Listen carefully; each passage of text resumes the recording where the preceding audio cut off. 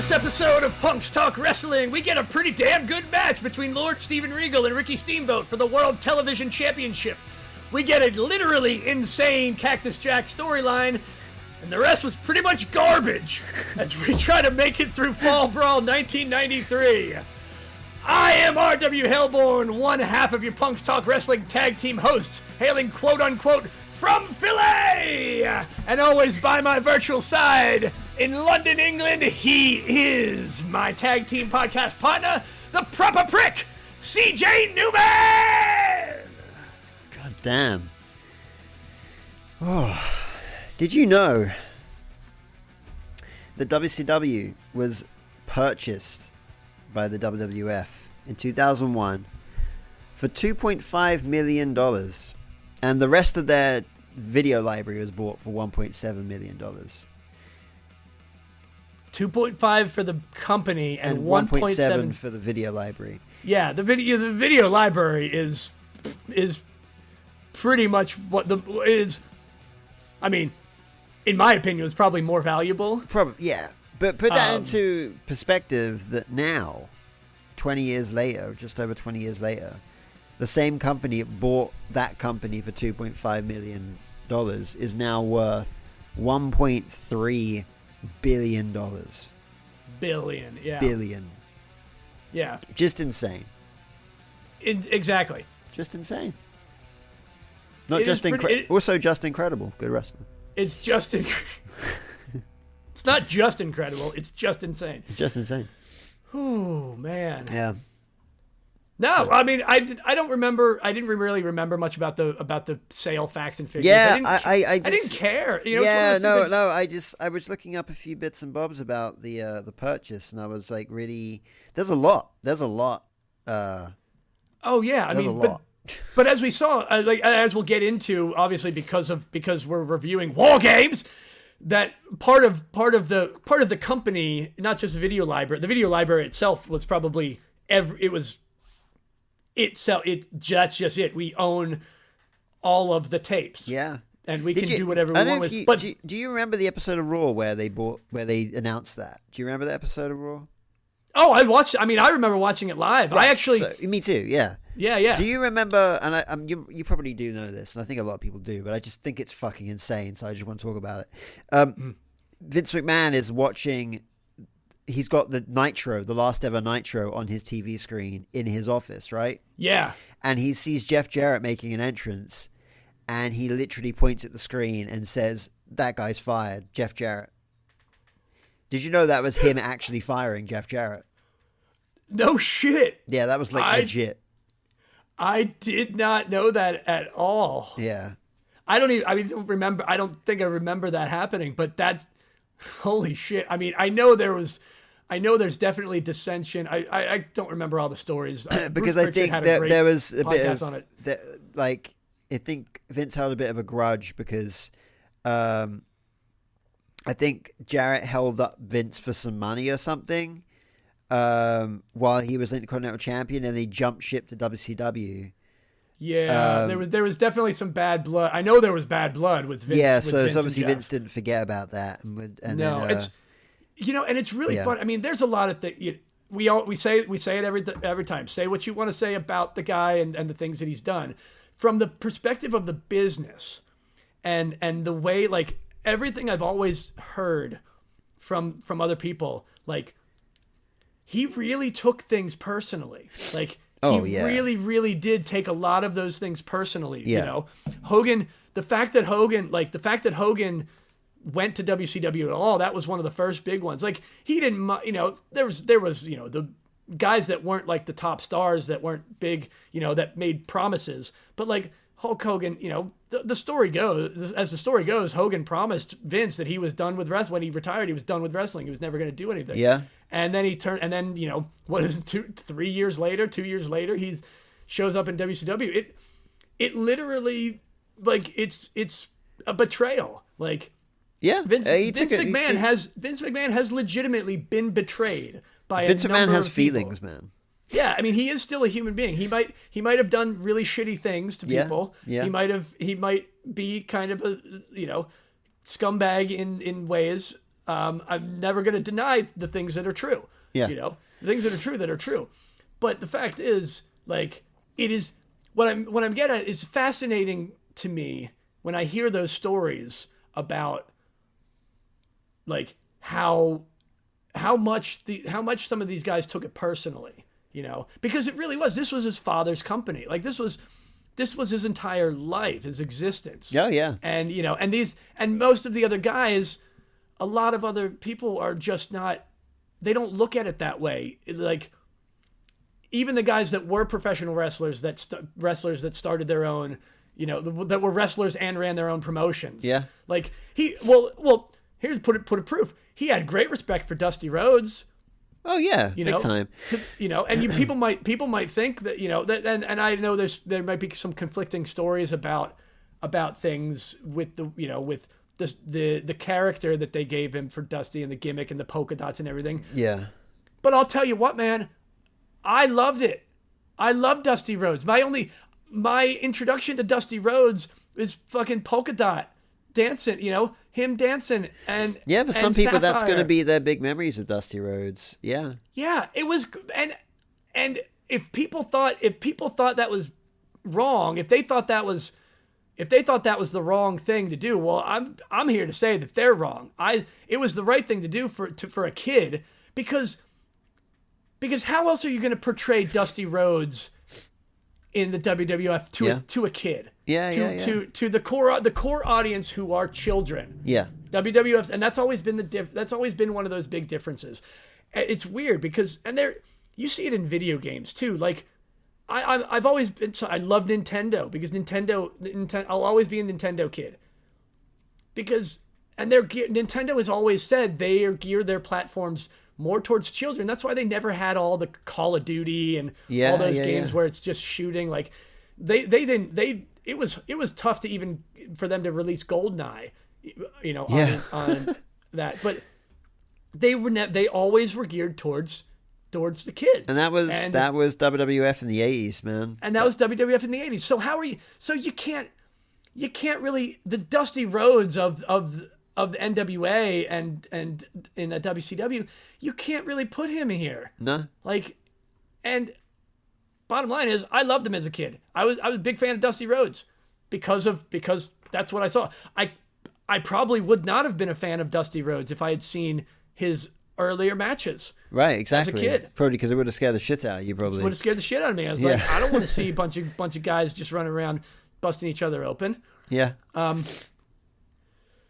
Yeah. But the library and this, what I was getting to, what we were getting to 5 minutes ago, was when they bought that, they bought all the, you know, they bought the rights to all of the things like Bash at the Beach, like Great American Bash, or whatever, and all the Starcade. And remember they did a Starcade. They did like one Starcade, and everybody was like, "Nah, don't use Starcade. Nobody cares."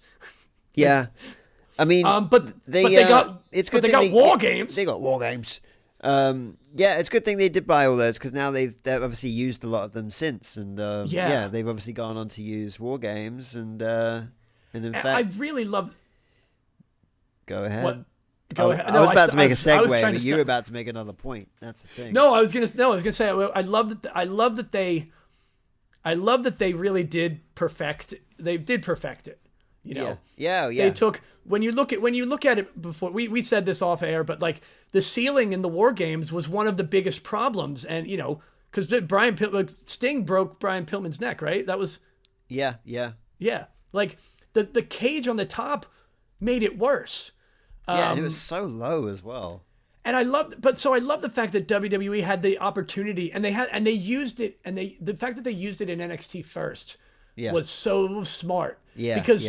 Because during that era, because that was during the era that they were, you know, NXT. That was probably, I mean, it was definitely one of my favorite eras of NXT. Oh, big time, yeah. I think its debut was during the No, it wasn't during the pandemic. Oh, no, it was during the pandemic. Wait, hold on. I need to look this up. It was, well, yeah, I guess it would have been. I totally forgot a thing that I was going to add to the intro now. I just remembered it, and I'm like, oh, fuck, I wish I would have put that in there. That would have been good. First ever War Games match. No, it was way before the pandemic. It was the Undisputed Era versus Sanity. Wow, yeah, that was the first. Yeah. Oh man. Yeah, that's old school. 2017. Sanity was great. Yeah, we've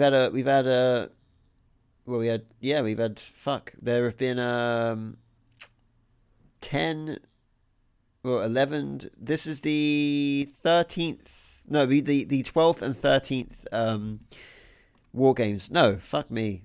11th and 12th War Games matches that are happening this coming weekend. So yes, because they're doing two. Yeah, we have two each year. Yeah, women's and men's. Yeah, so there you go. Yeah. So that's what we're talking about today. That's it. About War Games. About Fall Brawl 993. War Games. Yeah. The Match Beyond. The Match Beyond. Yeah. Oh, what am I missing? Fuck! I'm missing my gum again. Oh, Jesus. Jesus Christ! Hold on one second. Every week, man. Where is it this time? In the garage? Always with the gum. No, I think it's just upstairs. Hold on. Upstairs. I know. Give me the Patreon. Little something right See, I know his house. He says upstairs. He actually means there's 5 steps to get up to the next floor of his house. Don't feel too sympathetic for him.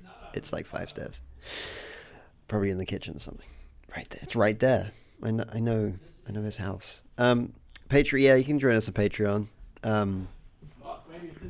Punks Talk Wrestling, and you can on Instagram as well. Punks Talk Wrestling. You can find us there too. You can find us pretty much anywhere. Just Google Punks Talk Wrestling. You'll kind of actively find us. Pretty much anywhere. I guess we'll see how this goes. This is going to be a gumless episode. Gumless episode. Jesus Christ. It's all downhill 15, from here, man. No gums, but I got liquid. I got my coffee. I got raspberry lime. Raspberry lime what? Raspberry lime. Raspberry lime seltzer. Oh, seltzer. It's generic. It's the generic Gennardi or not Giant brand seltzer. Yeah. Is that Giant still near you? It's still open, right?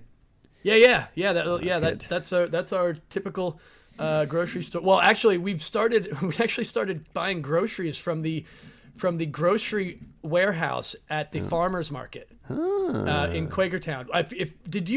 Did we take you to the farmers market? Didn't know, but I know about it. I definitely know about it, but I definitely want to go there. I visited the Giant about 4 times. Yeah, yeah. And the Dunkin' Donuts a little further down the road too. Yep, that's right. And we've definitely got to take you to the Q Mart when you come out for WrestleMania. Hell fucking yeah. Yeah, we found that they have a grocery outlet basically, and now granted, a lot of the stuff is there's some dented cans and it's stuff though. That's almost ready to expire and weird shit. But the other day we got literally 4 bushels of bananas. Is that right? A bushel? Bunches of bananas. Yeah. Is that really it? That's really what it's called? It's a bunch of bananas, right? Yeah. Is it really? It's called a bunch of. I never thought of what a grouping of bananas are called. I'll Google it. You carry on. Yeah. So they literally were giving away bananas for free. What? That's just fucking free bananas. And I said to Adriana, I was like, how is that possible? And she's like, I don't know. They were just out there. And I asked them how much the bananas were, and they're like, oh, those bananas are free. Damn. So, and they weren't very ripe. They still had to ripen, but that unripened bananas are better than old Roddy Brown bananas. It was just crazy that they have so many items that we would typically buy, just reduced price, like those Cliff Bars that I eat. They had a box of them. I forget what it came out to. Buying them at the Giant, they cost $1.25 each. It's like $10 for a box of 8, and they had a box of 12 for $5. It's like everything there is so that's freaking amazing. Inexpensive. Yeah, and you just it's like I don't know if it's called out there, but we call it cash and carry. Okay. It's basically a place where if you ran a restaurant or a business that does food, Yeah. You go out to a place called like a cash and carry, and you get everything kind of like a not a discount, but like excluding VAT, basically. Do you know what VAT is? That's not even a thing in America either. I don't know what VAT. Well, I don't know what VAT. We might have a similar thing. Is that like a? It's let me find out what VAT stands for. Although I got also hold on. Is that like the? That's not the equivalent of like food stamps or like value. It's tax without tax. But we call it VAT. Is value added tax. Oh. Yeah. We have a thing over here called VAT, which is like 17.5%. It might be more than that now. Whoa! What? Yeah. What? Yeah. 17.5% for what? For like. Wait. Let me see how much. Holy UK. fuck! Yeah. 20%. Fuck that. It's 20%. 20. You have a 20% tax. Standard rate 20% of VAT applies to most goods and services. And we have a reduced rate of 5% on like some things like children's car seats and home energy. Okay. And then we have 0 rate on things like most food and children's clothes. Yeah, I think a lot of there are some food items that we have. Yeah. There are some things. You know what? Actually, I can't say that for certain. I don't know, and at this point, I'm sure they're probably not. We have like assistance programs for for people that same. Yeah. By the way, 20% fucking tax, man, on everything. It used to be 17.5. Don't get a Tory government not to lean this. What the fuck is it? What do they do with that? By the way, a Tory government would be a Republican government. Just so okay. Yeah, don't get one of them.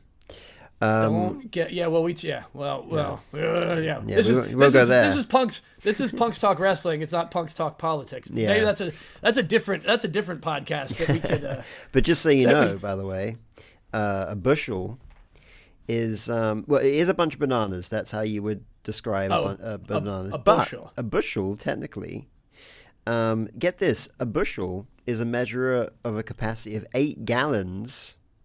In the UK, and a measure of capacity equal to 64 pints in America.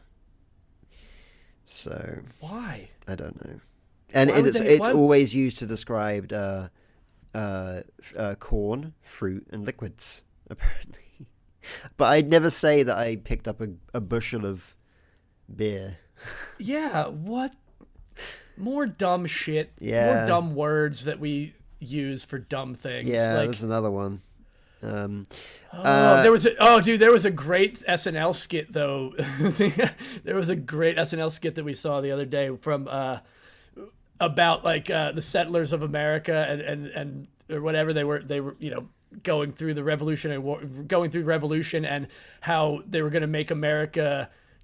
America's going to be this wonderful nation of freedom where we're going to measure things in feet and yards and miles and it was just the ludicrous nature of our measuring system of what are you going to use for temperature? We're going to use Fahrenheit, and it'll be well, what's freezing? Nobody knows. What's the boiling point in Fahrenheit? Nobody knows what it is. It's like how many feet are in a mile? Nobody knows. See, Celsius, man, when it gets the point of freezing is 0 to 100. Yeah, it's so easy. That's right. It freezes at 0. And it gets colder at minuses, and that's it. Yeah, it gets even colder than that. Yeah. And you guys, what's freezing point for water. You?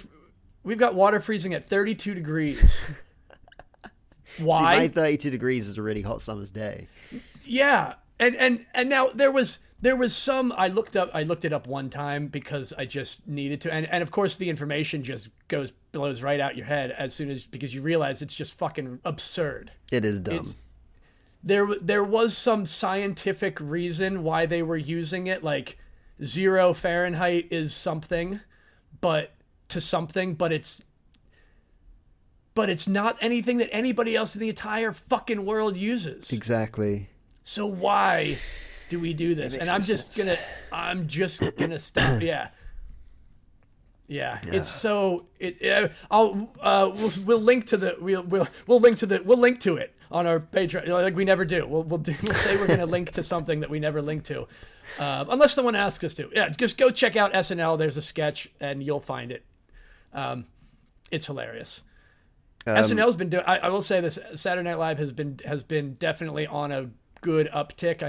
I know they go through peaks and valleys, just like wrestling. Just like wrestling. I was about to say, just like wrestling. Yeah. Yeah. Speaking of, this is, and I think, as a quick turn, that's how we go. That's how we get into the peaks and valleys of wrestling. And I think the '90s were. Oh Jesus Christ! The '90s were kind of a valley. Well, the start was a valley, and the end was a peak. But there were still things in that peak which were valleys. Just so the viewing, they don't view, the listening audience know, I'm sick. I have a little bit of a flu. Now the cold part of the flu, where the flu is gone, but now you just feel like absolute, like, Rikishi's arsehole. Yeah. Yeah. Like you just got the rear-ended. Yeah, and I'll tell you something as well. I just, I literally, so earlier this week, I think I told you, but I sliced my thumb open. Yes, I remember. Yes. So I went to hospital and got that patched up. I literally, live on air as we speak, took off the little kind of, I don't know what to call them, but they were like little pieces of fabric that went over the wound when they shut it up. Oh, the little like butterfly bandage things? Yeah, kind of things, yeah. I just took, because they were falling off anyway, so I've taken them off. Yeah, and your thumb didn't immediately just bust open? Yeah, we're good. I'm not busted wide open, as JR would say. Speaking of busted open, do we want to even talk about this? Christ. Do we want to even talk about that, or do we just want to say we're never watching AEW again? Like, I think we're going to, we're just, something happened on the most recent AEW pay-per-view that both me and Ralph have spoken about. Anybody that's listening, anybody that watched it knows what happened. It involves drinking blood and not in the cool gangrel way. And it was too far. It's too far. It was just I've seen deathmatch stuff before, and that was just a step too far.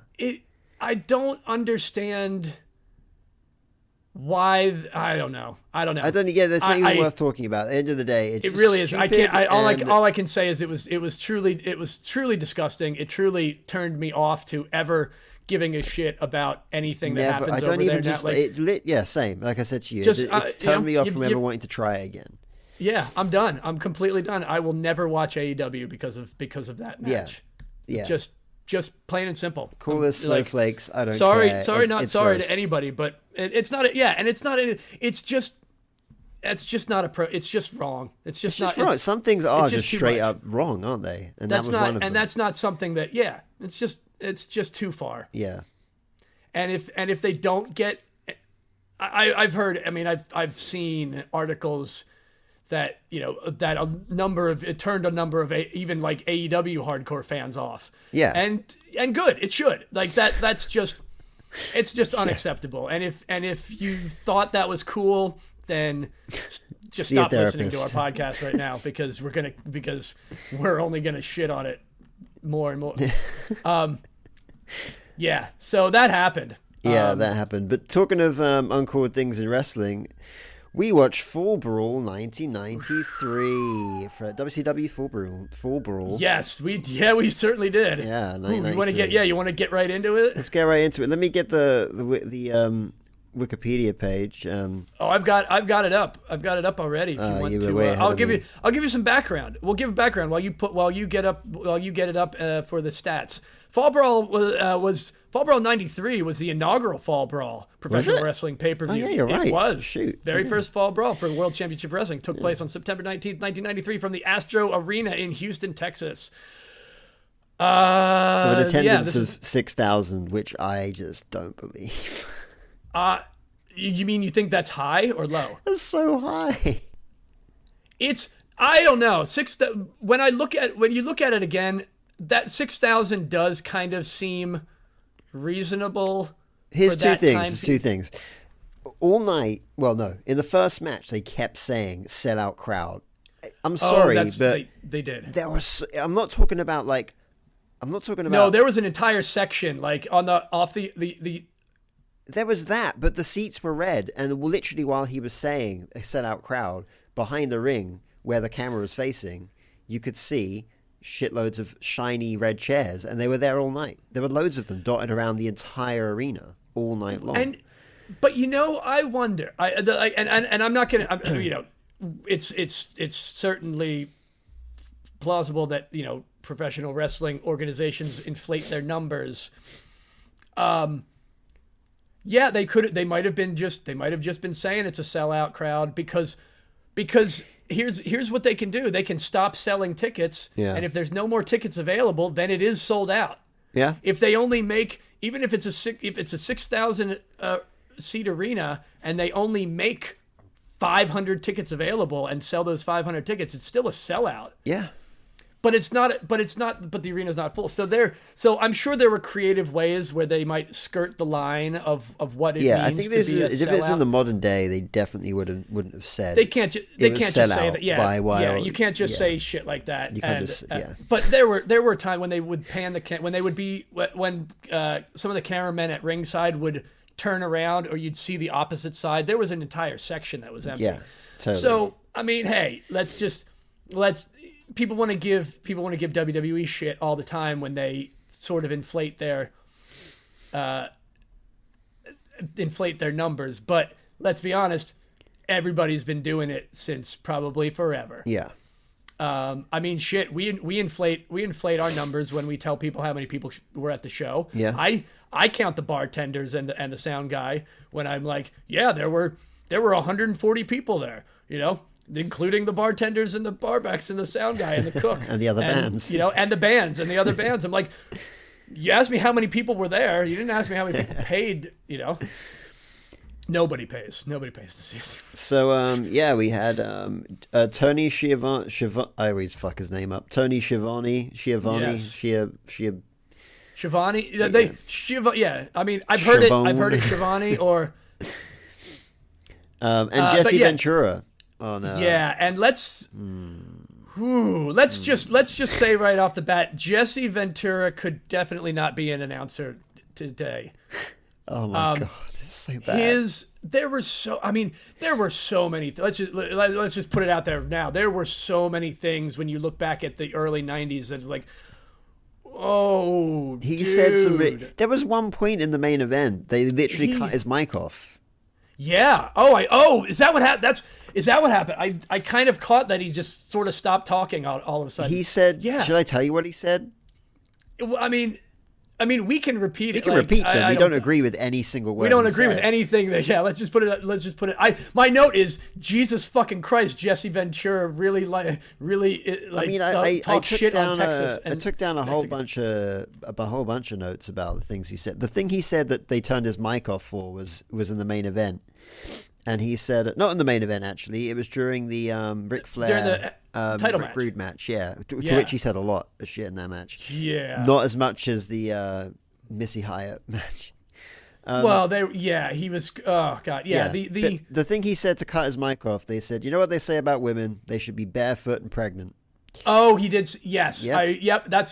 I did hear him say that part, and I didn't realize it until after that they cut his mic off right after that. But yeah, like he was, blatantly racist. I guess it's not blatantly racist, but kind of racist with all of his Texican remarks. Yeah, he kept doing the Texican thing. That was... Yeah, and I'm like, dude, yeah. 1993. This is 1993. It's 30 years ago, but also 30 years ago, that's not really that long ago. No, it's not that long. And I didn't even feel like the world was too much like that back then either. I'm not saying it was great and all, but I don't think it was as bad as I don't think it was as bad as Jesse Ventura was. It does show, but it does certainly show you. But here's the other thing. We were watching WWE.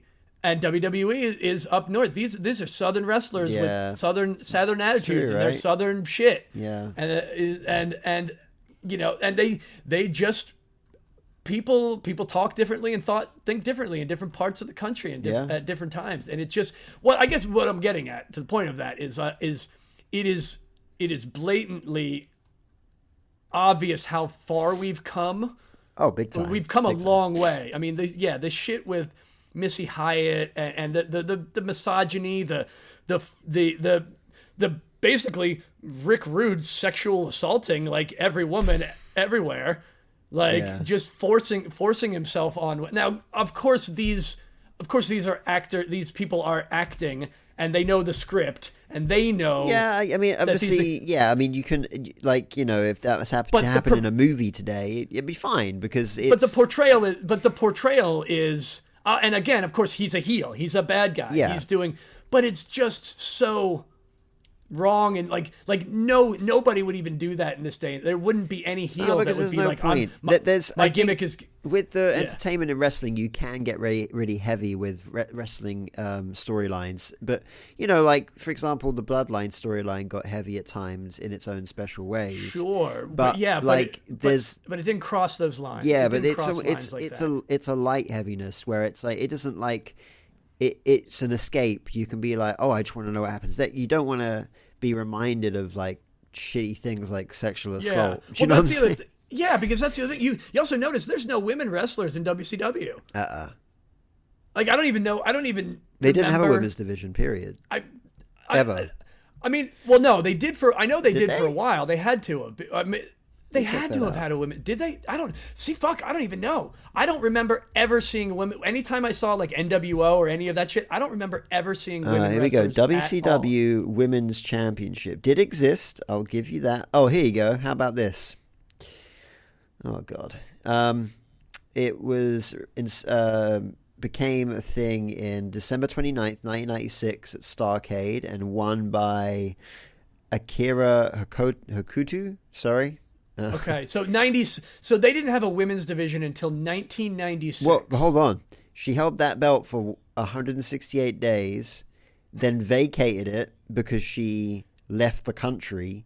Then someone else won it, Devil Masami, and then she lost it 110 days later, and then they just deactivated it. So they had a women's division for less than a year. Yeah. Wow. Pretty sad. Yeah. Pretty sad. It looks like they were just using Japanese and still people want to bitch about WWE and shit, and it's like, dude, they were so. There was some you know, shit that we wouldn't do now back in the day too, and of course, but. When you want to compare things, but here's the other thing. That's what happens when you're the biggest one.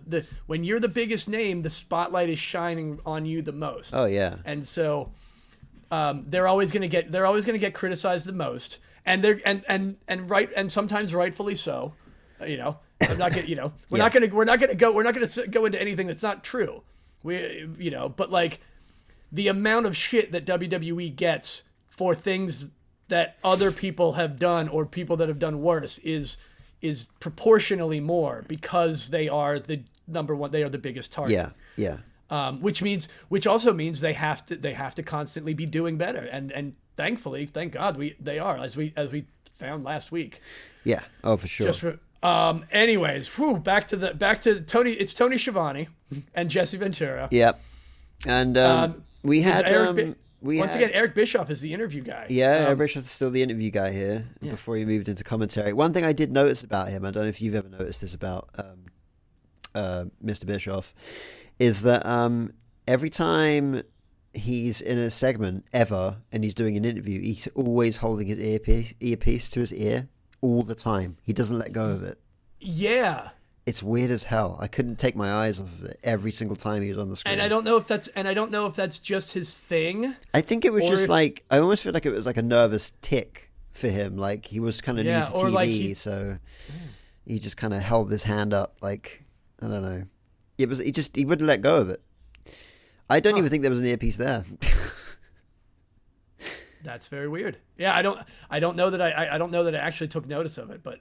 Yeah, it's a little thing, but I just couldn't take my eyes off of it. Tell you what, though, I did notice that this card kind of went really good match to really shit match, one after another. It literally went good, bad, good, bad, good, bad as the night went on. And the first match of the night was probably one of my favorites of the card, I think. Right? I don't know Steven Regal versus Ricky Steamboat? That's right, yeah. Yeah. And, well, So this was Ricky Steamboat after his second WWF run. Yeah. Now, and I don't remember if you remember when he came. He like went away. I remember Ricky Steamboat originally, and then I remember he was gone for a little while. I didn't know. He just wasn't there. And then he came back, and he had like the dragon cape thing, The and wings, he breathed fire. Yeah. He returned to the WWF in 1991 just for less than a year, and then went back to went to WCW from 91 to 94. Yeah. Oh, there was some. I remember what, and I was looking up because I went into little deep dives on some of this stuff too. Yeah. Because some of these matches, I'll be honest, some of the matches were little. They were for my taste, for the style, and because it's 30 years ago. Yeah. These were long matches, and it was like I did not have my eyes on the entire match the entire time. Oh, same. It was a phenomenal match. Don't get me wrong. It's Steven Regal and Ricky Steamboat. Like these people are excellent. It was a fantastic match, but the style of wrestling at that time was a lot slower. Oh, big time, yeah. I mean, we've definitely grown accustomed to a modern day style of wrestling where it's kind of go. And then that's the thing. Not that WWE do have a slower paced style than to other companies, I'd say, but it's still faster and it still keeps your attention better.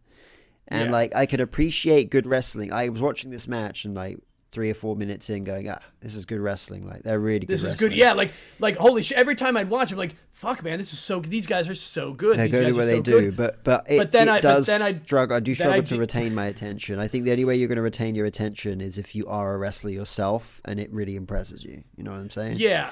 Yeah, exactly. But what it did give me the time to do is do little digs into the Wikipedia pages of everybody's sport Wikipedia. And one thing I found out about that when he left the WWE the second time, the reason he left was because two things. He wanted to have a heel turn. Oh. He tried to sell them on putting him under a mask. Okay. And Pat Patterson basically nixed it. He's like, no, we don't want you. You're a baby face. He was a fan favorite for a long time, and it's like you've got to be a face. You got to be a baby face. But the second thing was, now this is just rumored, but he was booked to be squashed by the Undertaker as the Undertaker was rising and going through getting into some of the more established mid-carders. Yeah. And Steamboat didn't want to get squashed by the Undertaker, so he quit. So he just quit. He was supposed to be in the Survivor Series. So this is why, like, at this time period, this is Fall Brawl. This is Fall Brawl 93. So he had been here for a while, but it was Survivor Series. It's funny that all of these things kind of gravitate towards these time periods. Yeah, it's true. But right? yeah, he left because he wanted to be a heel and he didn't want to get squashed by the Undertaker. So I did notice that actually that like obviously there was a lot of jumping ship during the late 90s, but I feel like there was more jumping ship during the early 90s. Well, yeah, but nobody knew about it. Yeah, just like because this is the thing. I didn't know all of these. There are so many people like Ric in Flair WCW did it as well. that I remember from the 80s. Yeah. So and Ricky Steamboat. I mean, there's so we could go through. Rick Rude did it. Rick Rude did it as well. Rick Rude bounced back and forth. Yeah. I mean, also so many people were from WCW that were underused. Now it's again, this is so funny that like it amuses me when people don't see that this is just how the business goes. Like, you're working at one company and you're not getting anywhere. They're not doing blah, blah, blah, this, that, the other, or they don't get you, or you can't. And then you go to the other company and you become a big star for something else because you have a different group of people. And it's like, some people are obviously meant for one style and one type of an organization, and some people are meant for another one. Yeah. We've talked about like Dean Ambrose. It seems like he was not the kind of guy. He's just not meant for WWE. Yeah. He's definitely meant for AEW and GCW and all that hardcore shit. Good for him. So it's interesting. It's funny. It's always funny to me to see that. But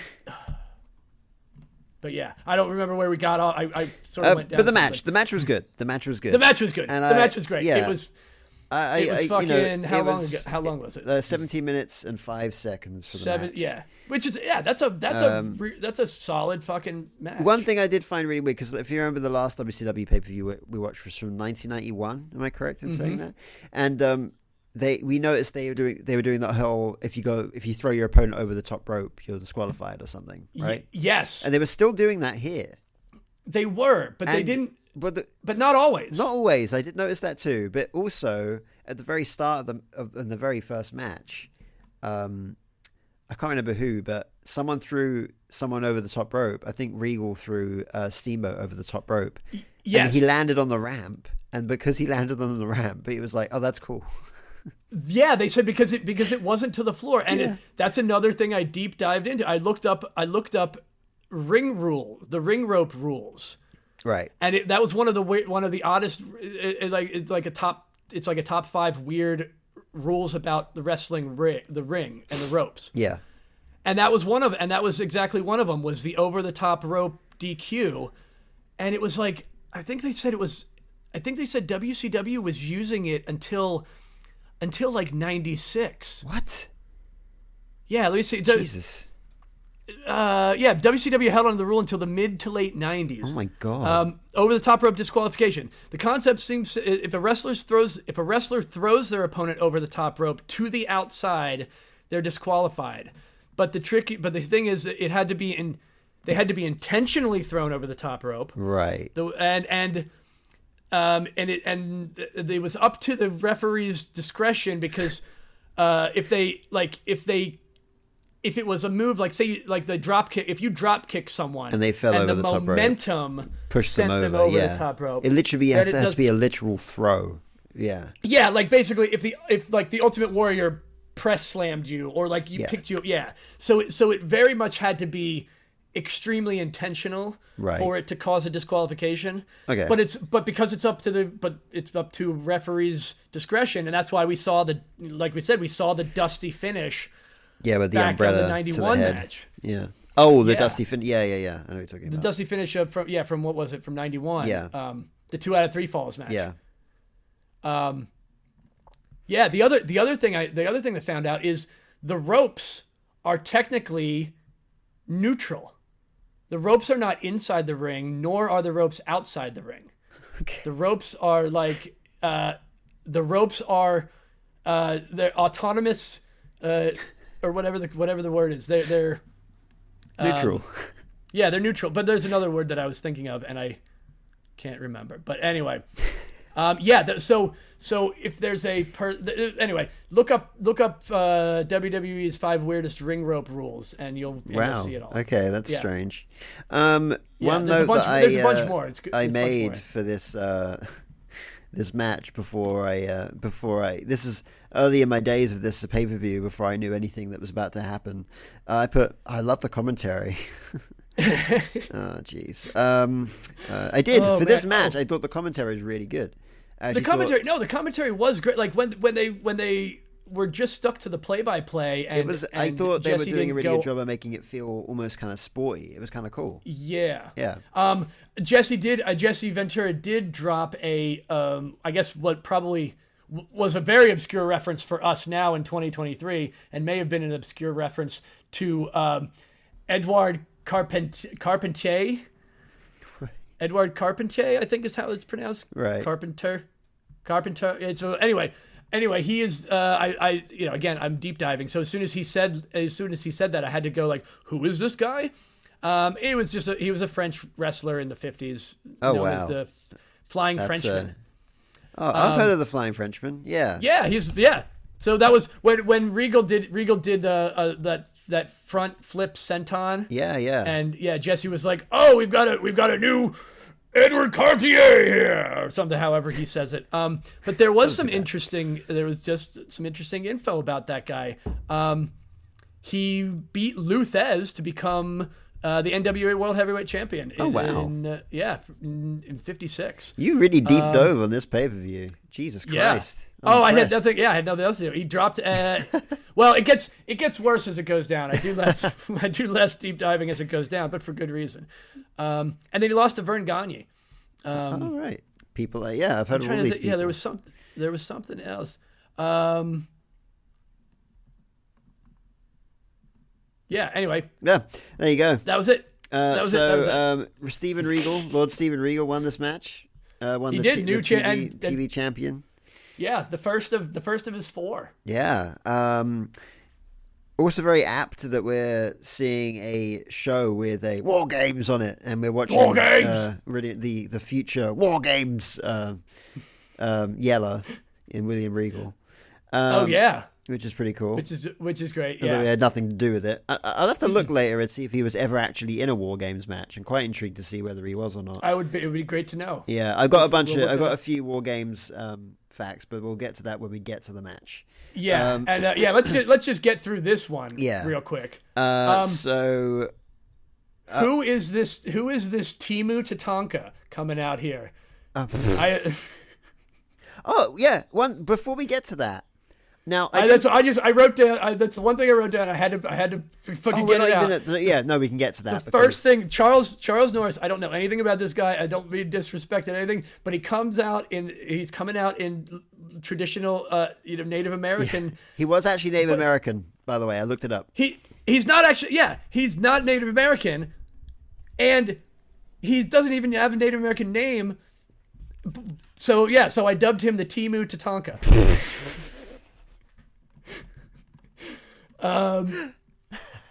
So there's like that. It. I definitely clipped the mic there, but you made me laugh too quickly. We'll put that up. But what I got some facts for you for Big Sky. Oh, I think I've got the same. Right. They're so by the way, same facts, right? My first note for Big Sky was like Big Sky or Chris Jericho. Yeah, he kind of looked like a little bit, but yeah. So you saw he played Sabretooth. He played Sabretooth in X-Men. What the? Yeah, and he was also Michael Myers in the Rob Zombie Halloweens. Exactly. So, and did you know that Sabretooth, the role of Sabretooth, was meant to go to Kevin Nash? Really? Yeah. There you go. I do remember hearing that. Yeah. Big Sky was in a tag team with when he first came to WCW. Yes, he was in. Yeah, they were. Kevin Nash was. What was his name before that? But how fucking weird. It's crazy, right? Anyway, there was an actual boring chant. There was a "We Want Flair" chant. There was a boring chant. Yeah, so it was pretty bad. Yeah. I don't even remember who won. Charlie Norris won. Oh, Timu I don't Tatanka. know. I can't. Yeah, Timu Tatanka. TT. We're gonna call him TT from now on. No idea how he won. I couldn't tell. I just can't remember. Yeah, really. It just happened. Yeah. Well, you can see I was looking up the stuff about I was them. probably doing exactly the same thing as you. I was more enamored by the fact that he was Sabretooth than anything else. He also acted in a movie with John Cena recently as well, which is crazy. So nice. He's had a pretty good. Yeah, he's still. I think he's still actively. He's still actively active. Yeah. Yeah. Next up. So before we get to the match, I thought this is quite ahead of its time. So shoot, yeah, I forgot about I forgot to make a note where the other cuts were because.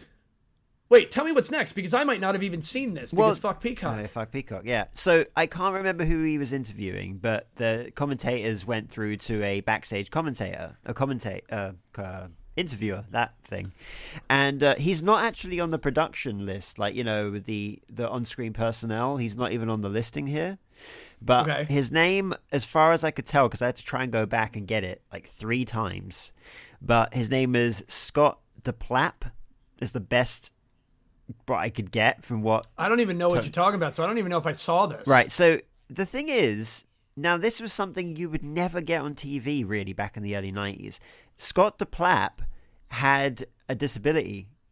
He was heavily disabled, both in movement and speech, but he was a backstage interviewer, and I thought that's really fair play for all of the WCW's failings to give someone with a disability a backstage interviewing job. That's pretty awesome. So we'll give him a clap on that one. Him a little, Yeah, maybe you didn't get that because of fuck Peacock. I either missed it. I either just it was very missed it. brief. Yeah. So or I got a fuck Peacock commercial. And they you just probably cut had a it fuck out. Peacock moment right there. Yeah. But yeah, so I thought that was pretty. Just I don't know. That was very ahead of every like. You would never get people with disabilities getting any jobs like that back in the back then anyway. So yeah, no, I thought that was like really. quite a cool little thing for all of the other fuck ups that they had in this pay per view.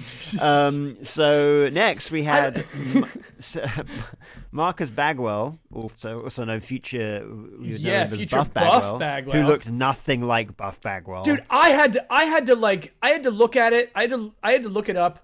And I didn't even believe it at first. Like when I clicked on it, I'm like he does not even look like the same person. It's not. Yeah, it doesn't look like the same person.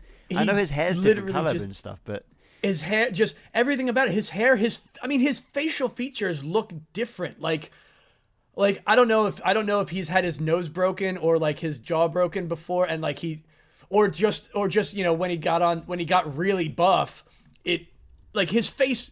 Like his jaw muscles and his facial features. Yeah. Everything changed. But this is also, this is also 93.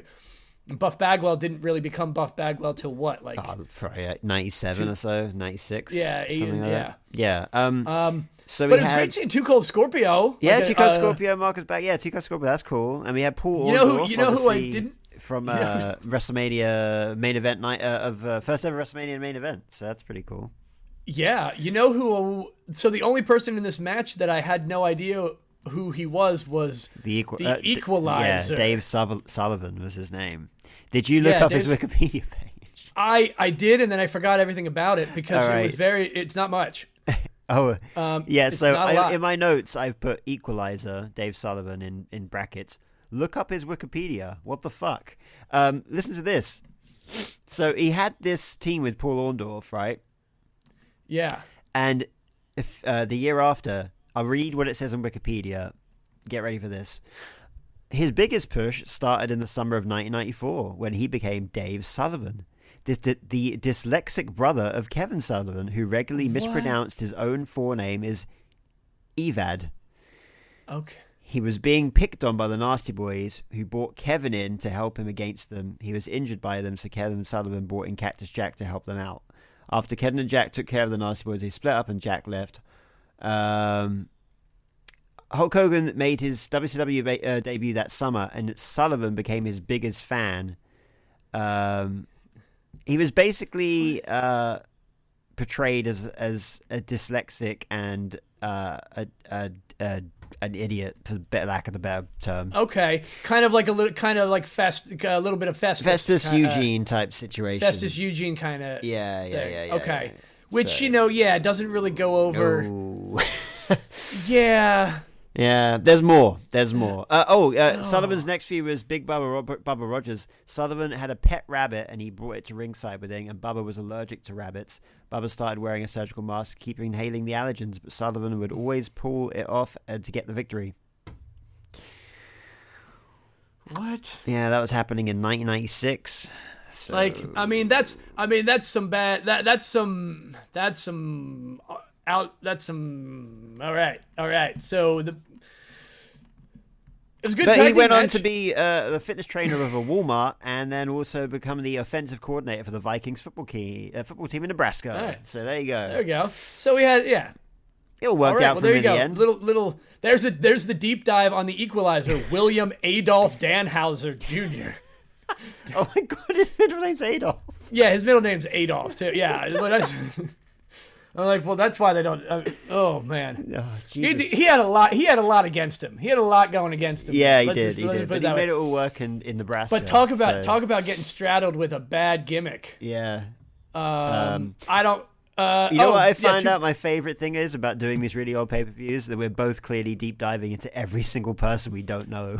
Oh yeah, because that's it's really the most more fun about, thing. I mean, it's what are we gonna? Yeah, what are we actually gonna talk about the match? Like, yeah. I mean, half the times it's because the matches are just terrible. Yeah, so they're just and even the ones that are good, they're hard for me to watch because they're not the style. they're just not the style. So it gives me, I mean, honestly, it does. It's more the entertainment value comes from the fact that we get research. to do these research. I remember Paul Orndorff from WWF, early WWF. And he was always a heel he was a bad guy against Hogan, but then for a little while he was like kind of a good guy for a minute, and I didn't remember why. But Paul Orndorff always impressed me. Like, he was good, man. And Too Cold Scorpio did too. Like, I remember seeing him in WWF a little bit too, but yeah, Paul Orndorff. I really want to go back and like do some. Yeah, I mean, anything I've ever seen of him, he was definitely like. I mean, clearly they saw a lot of him because he was in main event of WrestleMania 1. So. Yeah, I feel he reminds me of. He kind of reminds me of like what Dolph Ziggler. Or the Miz is, or like one of those guys that like he's the solid mid. He's a mid card guy, but you can totally believe he can be champion anywhere. Yeah, but he's just so good at like being that guy that helps other people get over. He reminds me of like he looks like he's from the Von Erich family, but he's not. Yeah, he definitely does. Yeah. He's kind of got that feel to him. Well, I'm not. Instead of clicking on his link and just start reading Wikipedia on our podcast, I think we should put that up on high list. That we should do a Mr. Wonderful Paul Orndorff. Oh yeah, man, you could deep dive a lot into Mr. Wonderful right there. Yeah. Do I have? I'm gonna make that. I'm gonna put that in my notes. But yeah, I mean, the person in this match I have most memories of is Too Cold Scorpio because I remember a lot. I've seen a shitload of his matches in in ECW. He had a lot of good matches. Yeah, he was there with like Shane Douglas and Sabu and Taz and stuff like that. So I remember a lot of those kind of matches. Too Cold Scorpio was one of the few reasons I watched ECW when I did, actually. Right. Like, yeah. He was one of those guys that I didn't even realize it. Like, until you go back and see it now, I'm like, I don't really think about Too Cold Scorpio much, but every time I saw him, I'm like, oh, fuck yeah, man, Too Cold Scorpio's in this, fucking rad. Yeah. Like, I get really excited for Too Cold Scorpio. And you know why? Because because they were dancing down to the ring. They were having a good time. Yeah. He just was like, he looked like he enjoyed being him, and he was going to put on a show. Yeah. He was a performer. He had it like. Yeah, he was Flash Funk in WWE. He was Flash Funk in WWE. Well. Yeah. But man. Fuck, now I want to deep dive into him too. We're gonna Scorpio, yeah. Listen, we're gonna have a lot of time. The holidays, hopefully have some extra time off. Maybe we can do some extra long episodes. Anyway, the match was great. The match was a great tag team match. 10 minutes, 46 seconds of solid tag team action. Again, it was, as I said, the night kind of went good match, bad match. This is one of the better ones on the card. It wasn't amazing, but it was fine. But it was solid. And I mean, and I obviously the equalizer was the guy that was being carried, and Marcus Bagwell was young too. So we've got Orndorff and Scorpio, the veterans. Yeah. In the tag match, we see this all the time, and it's great. We're seeing it now in the women's division. To talk about recent events, Monday Night Raw. This is exactly what we've got with Tegan Nox and Natalya. Yeah. Did you watch that Fatal 4-Way women's match? I watched. I have to go back and watch the whole thing. I just watched the ending. Oh, okay, cool.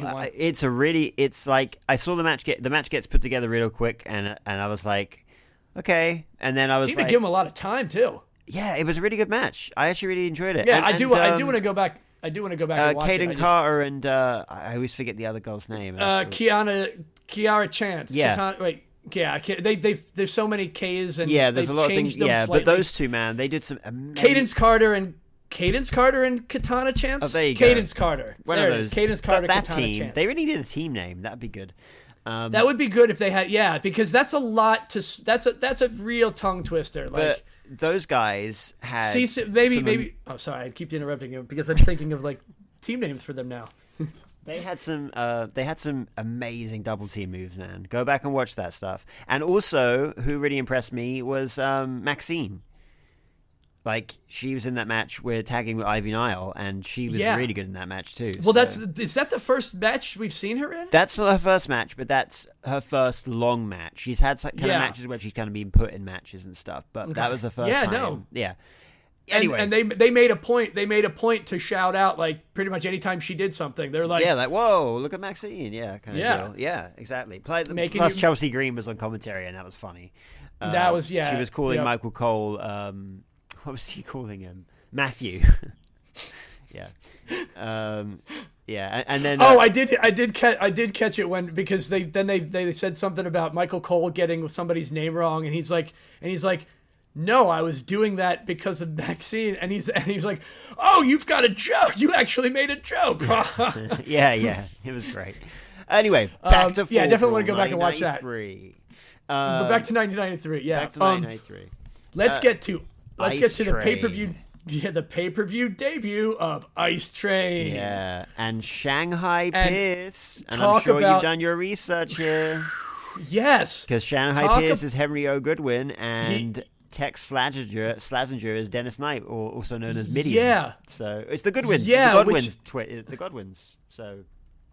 You know what? I didn't even. Yeah, I didn't even click on. I didn't figure that out. Oh, well, there you go. It's the Godwins. Those two were the Godwins. Well, no, I knew Shanghai Prince. I clicked on Shanghai Prince to see. Oh, right. We didn't see who Tex Slazenger was. I didn't even see Tex. I don't even think I watched the match, to be perfectly honest with you. I didn't watch anything about it. I saw Ice Train come down, and he became MI Smooth, right? He was MI Smooth later. Uh-huh. I really checked out of this one. Yeah, you didn't miss much. I looked at Ice Train's. I looked at people's Wikipedia, and then the match was over.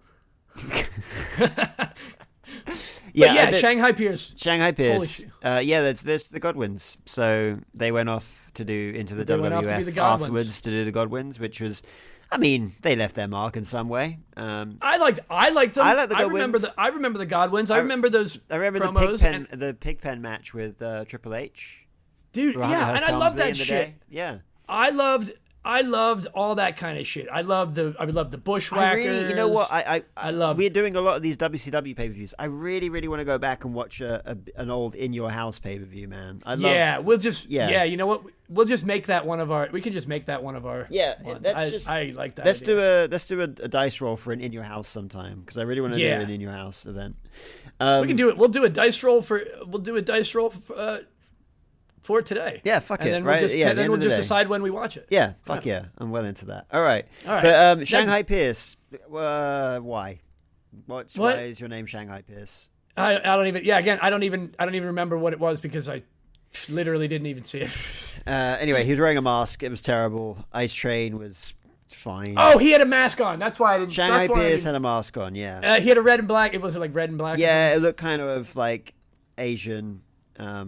Okay, well, that's not the worst. We'll get to worse. Way worse. Next match. But we got Nasty Boys. Oh, fuck. Missy Hyatt. Now, again, Missy Hyatt was never, she got hired by WWE, but she never really appeared. There's stories about that. You can look at her Wikipedia page. I thought she was great. I thought she was an excellent manager, the manager type. Yeah. She wasn't a valet. Yeah. She wasn't acting like a valet. She was acting like the hype person or something. She acted like a manager would. Yeah. I thought she was a really good manager, actually. She was a mouthpiece. She had really good facial reactions as well. She was really good at interacting with the crowd, like screaming at them to shut up. And, I thought, I kind of, this along with something else I'll bring up, I miss managers that used to do that. I mean, Paul Heyman's got his own thing going on, which is, everything he does is gold. Oh, I didn't get it. There, we got him. Got him. What? Fuck it. Sorry, there was a little gnat swirling around right in front of. Yeah, I thought I was having a spell or something. I was seeing this squirrely line right in front of the monitor. It was a gnat. But I do miss managers being a bit more interactive with crowds like that in the front row, where they used to shout at the people in the front row and get them riled up, kind of thing. And another thing I missed, which I made note of earlier with Sir William, which was Steven Regal's manager. Yes. He had an umbrella, and I miss the days of managers with accessories. Yeah, like Cornette with the tennis racket. Cornette had the tennis Paul racket. Heyman Or had Mr. the massive mobile phone, and Yeah, Mr. Fuji had his cane. yeah, like right. So they always had like a weapon they could cheat with. Or Yeah. Jimmy Hart had the megaphone. The megaphone. Yeah, Yeah. I love that shit, man. Bring that back. I do love that shit. That's good shit. That's good shit. Yeah, bring that back, man. Yeah, bring back. Yeah, WWE. You know what? Considering how many times they've been inadvertently or maybe purposely ripping us off, I don't know. I can't prove or. That's how they do it, man. They listen to the really small podcasts. Yeah, I think there's somebody listening in on this podcast because it's now happened like four or five times where we talk about something and then immediately it shows up. Yeah, if I start seeing a fucking manager with an accessory, I'm gonna go nuts. How many managers do we even have right now? Not really many, because they're all kind of like Maxine's kind of also now a wrestler, and yeah, we have Paul. I mean, Paul Heyman is it's he's the wise man. Whatever you want to call him. He's a manager. He's considered he's considered in a manager position. Yeah. I literally can't think of anybody else right now. It's a days gone. But I do know, I did hear a thing years ago that it's one of those things that Vince McMahon woke up one day and went, I don't like managers now, and they just stopped having them. And they just stopped having them. But I hope that maybe Triple H is like, managers are cool. If Triple H is listening, and obviously I think he is. Yeah. Obviously, I'm pretty sure Triple H has my house bugged just so that he can get like all of the best. Yours and mine probably are. Yeah. It might have been a little more difficult to get mine, but he was over here last year. Well, no, they were just over here. I mean, but they're just over here. Yeah, they were just over there, man. Right before we started this podcast. This microphone's tapped. Yeah, absolutely. I'm certain of it. But anyway, yeah. Triple H, come on, man. Bring back managers and give them accessories. Yeah, it's just good we storytelling, this man. is something... It's just simple storytelling. Exactly, Jeez. and there are so many good superstars, young superstars, so NXT guys that are just not finding their footing. The guy in NXT, Stone. Oh yeah, yes, can't remember Alex Stone, right? I think so. We're probably butchering that. But Robert Stone. Yeah. Stone. He's a great manager. Yes. Bring him up. I want to see him. You know who would have been a great manager? Adam fucking Cole. Yeah. Coward. Yeah. That's right. I'm calling him out. I'm calling out Adam Cole. He was scared. Oh, that's so good. I think Adam Cole was afraid to break out of his gimmick. To break out of the Undisputed Era gimmick. Let's just say, LA Knight was not afraid to be a manager, and look where it got him. Yeah, exactly. Yeah. What LA Knight, that is literally what Adam Cole was like. They took what they were going to give to Adam Cole, what Adam Cole threw away. Yep. So and now look at it. Look at him now. The look megastar. At what happened. And that's exactly what would have happened too. Yeah, everybody was so aggravated with it. Everybody was so mad when they brought LA Knight up and they made him Max Dupree. Yep. And the whole time it was all a fucking work. Yep. Every single one of them except us, because we knew it right from the start. We said it right from the start. I'm like, watch what they do with this. They are working everybody. They're working you all, and you're all falling for it. And and as soon as they did it, the day he did it, it was just boom. Everybody exploded. The pop when he dropped the gimmick live on TV, in front of TV, yeah. Live in front of TV, and he's just like, this ain't me. I'm LA Knight, and then everybody just lost their shit immediately. And I'm like, there it is. Imagine he was like, Adam Cole could have had that moment. He was like, I'm not Adonis Cedric. I'm Adam Cole, baby. And then he would have walked out to his music, and it would have been a great moment. But hey, it would have been great. And now I couldn't give a shit about him. Yep. Like, sorry, I'm hot about this. Oh yeah, man. I'm hot about this. I am sure great. he's a wonderful person. Personally, he's probably a great guy. He's actually a really nice guy. And it's no offense. It's just I see what I see was such a missed opportunity. It's a missed opportunity. I believe. I really truly believe it was missed opportunity, and I think seeing what happened with LA Knight, I think it's obvious that that's exactly what they were going to do with him. They probably would have done that with him first before they were going to do it with LA Knight, and they just kind of that's what I mean. I think that they had this idea, and the idea is so fucking good. Yeah. Because obviously it was, and look how it worked. Yeah. That was going to be LA Knight would have probably just come up as LA Knight. Yeah. Probably in the end, and I don't know maybe how effective, or maybe not. Yeah, who knows? Yeah. Who knows? Who knows? I mean, LA Knight was still him. He was still gonna do himself. But they gave that manager thing to him. That was what I 100%. That was what Adam Cole was going to be.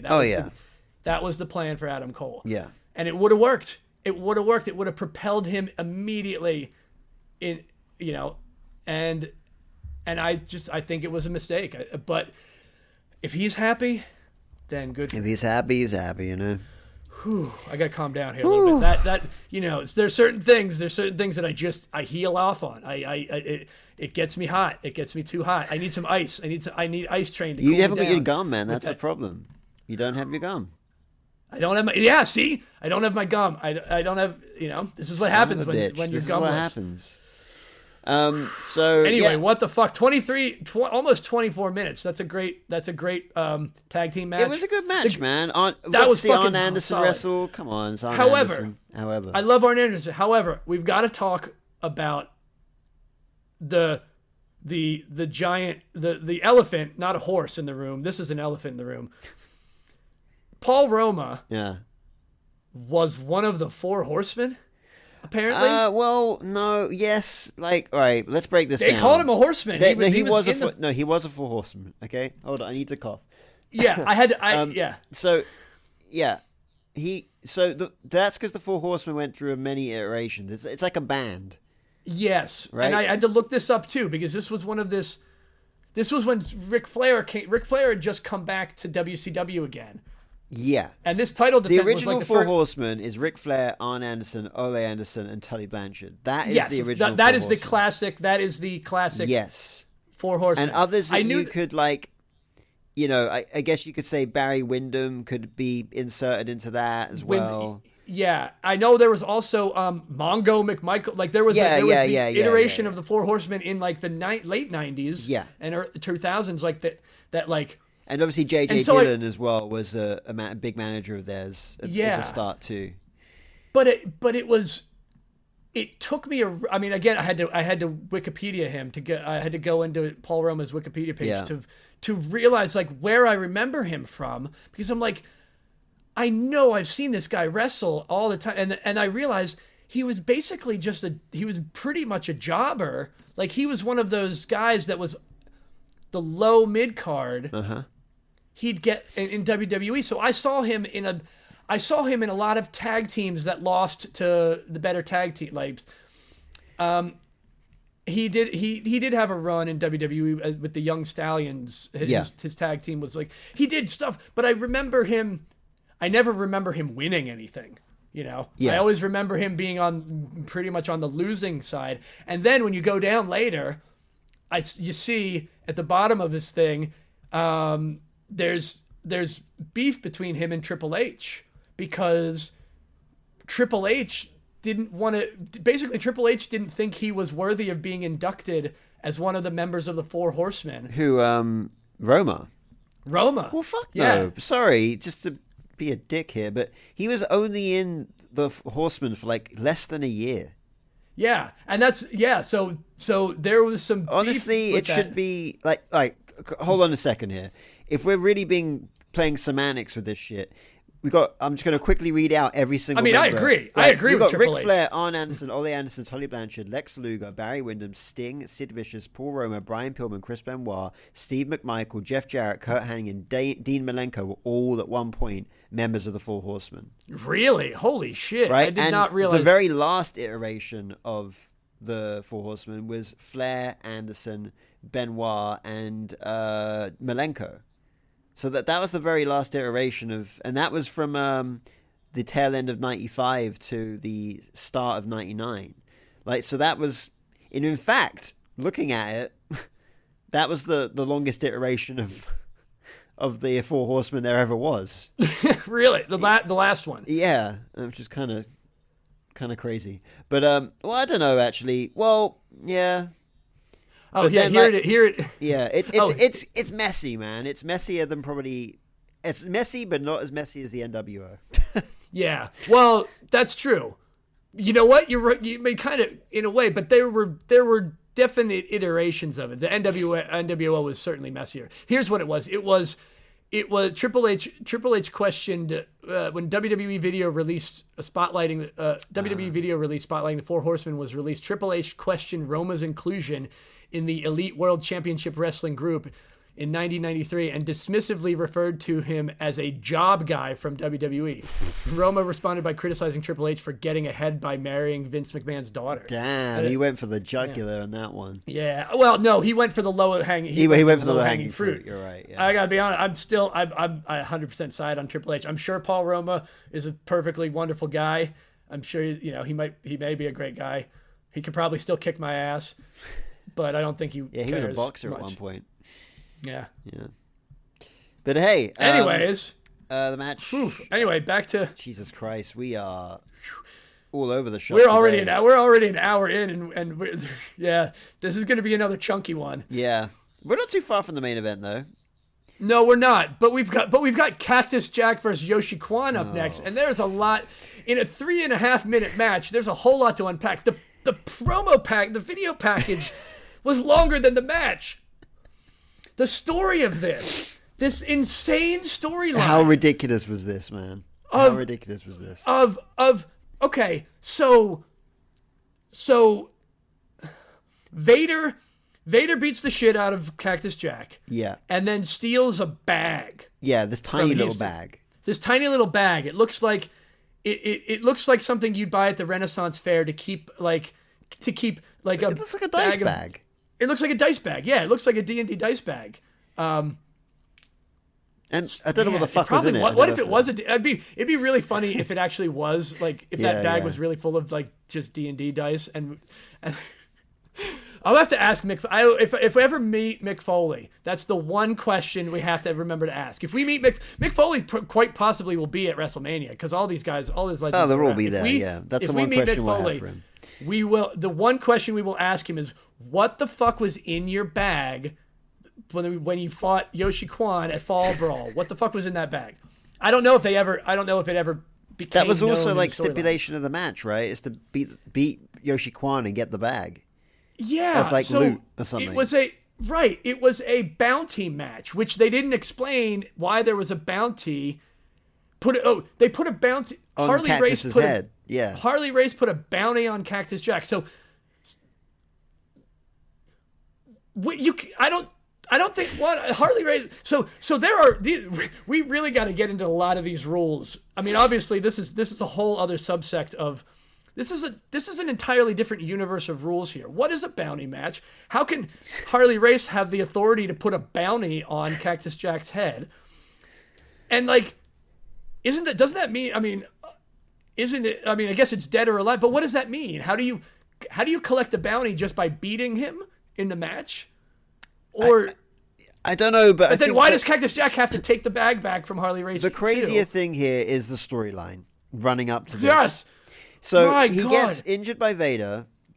Yeah. Gets taken out on a stretcher. institutionalized. Escapes in being in an asylum. Yeah. Develops amnesia. Hangs out with homeless people. Yeah. His wife and child. At least pregnant wife and child go up to him at this like homeless den, and they're like, "Do you know who we are?" On the streets of Chicago. Yeah. By the way, he looks very handsome without a beard. Yeah. Right. And then they're like he doesn't know who they are, and then it turns out it was all a ruse, and he did this to fucking I don't know to do what exactly to. Yeah. Also notice how many Smashing Pumpkins posters were like they were filming in front of. Yeah. Like which was very weird. Like but here's the thing, that's not weird at all because now we know Billy Corgan was such a huge wrestling fan. Yeah. That I would not put it past that. I would not put it past that they might have paid for that promotion. Yeah. I think that, and I don't know. That's another question that I would love to find out from someone that knows, because why else would they film in front of something that's like trademarked, like right? that, Yeah. or like exactly. You're probably right. They would have just found an alley. Yeah. Without a bunch of Smashing Pumpkins Siamese Dreams posters. Yeah, there's definitely so there something had to have it. been some sort of promotion or something. So I've got a little bit of a backstory here that. But what a great story! Well, before you get to that, what a great. That was all Mick Foley. That had to have been pretty much all Mick Foley's it wasn't. That's ideas, the right? thing. No, it wasn't? So, Foley wrote in his Have a Nice Day book, right? He put, Foley had wanted the injury storyline to be as serious and generate genuine sympathy for him before his return. The comedy vignettes that WCW produced instead were so bad that Foley jokes in Have a Nice Day that they were the brainchild of WCW executives who regarded a surefire money-making feud as a problem that needed to be solved. The angle was awarded the most disgusting promotional tactic by the Wrestling Observer in 1993. Oh, well, that's what. Of course it was. If the Wrestling Observer says it's terrible, it's because it's something that I love. I thought it was fucking hilarious. I thought, well, let's look at this entire card. This is the only fucking storyline that had something more to it than just that actually, two guys don't like each other, basically. I don't like you, or I want your title. Yeah. This was the only thing. They had right? Like vignettes happening on the street and like family involved, and it had a bit more to. It was a bit ahead of its time, actually, if you think about it. Yeah, to be honest, I think like I said, I thought it was amazing. I thought his portrayal of it, I really thought that this must have been his idea because it was too good. Foley's promo when he like admitted that it was all a ruse, like such a good fucking promo. He's so good at promo. Oh yeah, so he took this terrible. He took what he must have thought was. He took it and ran with it, I think. He took it and made it amazing because he's Mick fucking Foley. Yeah, pretty much. Yeah. So that goes to show you, man. That's fucking. That was. Let's just talk about the other elephant. All right. Well, here's a turd you can't polish. Yoshi Kwan. Yoshi Kwan. Holy fuck! Let's deep dive into this a second. So Yoshi Kwan, real name Christopher Dennis Ashford Smith, born in fucking Worcestershire. It's a name. It's a place I can't even pronounce. It's in the UK. I know. Even as an Englishman, you can't even pronounce it. That's how English it is. It's the sauce. Worcestershire sauce, right? He's from there. Worcestershire. Worcestershire. I can say it if I put the sauce at the end. Worcestershire sauce. But if I say Worcestershire, I struggle with it. If you try to read it, if you try to say it while reading it, right? It's brutal. Anyway, he's from the UK. He is British, and he is a white man. Yoshi is a Japanese name, and Yoshi Kwan was billed from Hong Kong, which is in China. Yes. They triple layers of racism. Oh, it's just it's cultural appropriation at its worst. At best, it's cultural appropriation at its worst. Yeah. Oh fuck, man! That gave me indigestion there. So it's so bad. Like it's just bad. I've never seen. I've watched a lot of old wrestling. This is probably one of the worst things I've ever seen. You want to talk about you want to say shit about Vince being tone deaf at times. I think that may be the worst I've seen. At least he gave. I don't know. Tell me. At least he gave the super Japanese gimmicks to actual Japanese people. Yeah, Kenzo Suzuki. Suzuki, right? He was Japanese at least. Maybe we need a top 10 worst things like this. We need a top 10 worst. Yeah, you could definitely. Do you want to know something really, really fucking bad? Yeah. Really fucking bad. Really fucking. Give me it. Give me something really fucking bad. Champion, because that was his surname. His ring name was Chris Champion. His ring name is Chris Champion. Right. Champion returned to the ring for one night appearance as Yoshi Kwan in October 2017. Fuck! What? Guess where that was? In the Southern Wrestling Federation in Tullahoma, Tennessee. Yeah. Oh boy. Yeah, that's where he. That's where he did that one. Oof. Yeah. Oof. That's a little too close to today. Like, yeah, right. It's 2017. 2017 is a little too. I mean. We knew each other I while hope he was Yoshi paid. Kwan was at large. You know what I'm saying? What? We met. We knew each other in 2017. Oh, we knew each. Oh, yes, we knew each other. Yeah, that's so. Yeah, it didn't. See, it didn't even register. Like my brain went blank when. Yeah. Man. Yeah, he thought that would be a good idea to bring that back. So anyway, moving on. I mean, Cactus Jack won, and he got his bag back. Got his bag back, and I don't know what consequence that had. I tried to find out. I don't know. I just don't know. Yeah.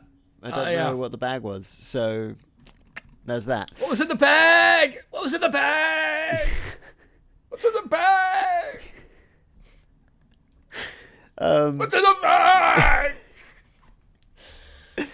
Okay, next up. In a match that I thought was a little too long. It was a bit thank God. Okay. I thought I was gonna be like the most disrespectful motherfucker in the world saying that Rick Rude versus Ric Flair was too long. This was long. long. That match was long. It dragged. That match was slow. Yeah, you could have cut a lot out of that match. Oh, I didn't even make. I mean, the thing is, I was deep diving on all of these other guys. I was doing more deep diving on the guys from the previous matches during this match. Yeah. Than anything else. Not saying it wasn't a great match by the standards of 1993 WCW. Big time. WCW. It just. I was surprised at how little I was interested in watching that match. Yeah, you know what? Me too. You're probably right. And at times, like you know, you're a wrestling fan when you're watching something like this, and you're like, I feel disrespectful that I'm not watching this match. Yeah, I felt bad. I tried to watch it again, and I fell asleep. I mean, you know, and I mean, it was late. It was like 1 o'clock in the morning. So, but like, it just, I couldn't grab onto it. Like, I'll just try to spin it to something. I don't have the capacity to appreciate I don't have the ability to appreciate what it really was. Right. For that at the time. Yeah. Because it's phenomenal seeing those guys. Like, it is like they're excellent at what they do at the time. And seeing Rick Rude, that was Rick Rude's first win. Now, I liked Rick Rude. Well, I didn't like Rick Rude. When I saw him, I remembered Rick Rude. Rick Rude was memorable because he was such an asshole. Oh yeah, big time. And I always, and to be honest, I probably have Rick Rude to thank for molding me into a better person and making sure I'm never a creepy womanizer like that, because the way he always treated women was so disrespectful and so like that made me hate him more than the heelish things he would do, or like talking shit. It was the whole "I'm gonna steal your girl" kind of thing, and just or it's the epitome of the fucking these incel motherfuckers online that will harass a girl, and then when they don't want to be with the guy, call him fucking a fat pig and say they didn't want to fuck him anyway. Like Rick Rude, the original incel. And unfortunately, you may also be able to attribute Rick Rude's behavior to some of those other people too. Like I don't necessarily. Who knows if there's a correlation? But you know, people emulate things. Yeah. You can obviously people emulated Ric Flair. Obviously, people emulated their superstars that they want. It would not here's what I would say. It would not surprise me to find out if that were the case, that seeing bad role models like that gave people ideas on how to be bad people. You know? Yeah, for sure. Like, because there are absolutely people out there that act exactly the way Rick Rude acted towards women in our society right now, and they're fucking assholes. Yeah. And they are pieces of shit that should get their asses kicked. You know? So yeah, I hated Rick Rude, but to me, Rick Rude made me be a better person by not wanting to be like Rick Rude. Right, exactly. Yeah, I hear that. And Yeah, he was definitely an arsehole in this match. Kissed Fifi. Yeah. Interesting name. Twice. Twice. Well, once one from the once in the before the match, from the previous whatever it was when they showed the run up to the match kind of thing. Yeah. Yeah. And then and he got the win with the brass knucks. Distraction. Just, because Fifi was in the ring because he brought her over the ropes and then. So reprehensible stuff. Obviously you can never do. Yeah. It's funny actually. It's the longest match, and I got the least to say about it. I really do. Ric Flair jumped off the top rope to the. That's another thing. Ric Flair jumped off the top rope to the outside, and that was okay. Yeah, because he wasn't I guess that's okay. Yeah, it's weird. But yeah, he did that. And he won. Yeah, Rick Rude first. It's his first WCW. His first world title. Yeah. Yeah, and they call it the WCW International World Heavyweight Championship. That's why but world. Well, we went into this. But this is the thing, because this title only existed from '93 to '94. What? Yeah, and then it's the same title. It's the big gold belt, right, that we all know and love.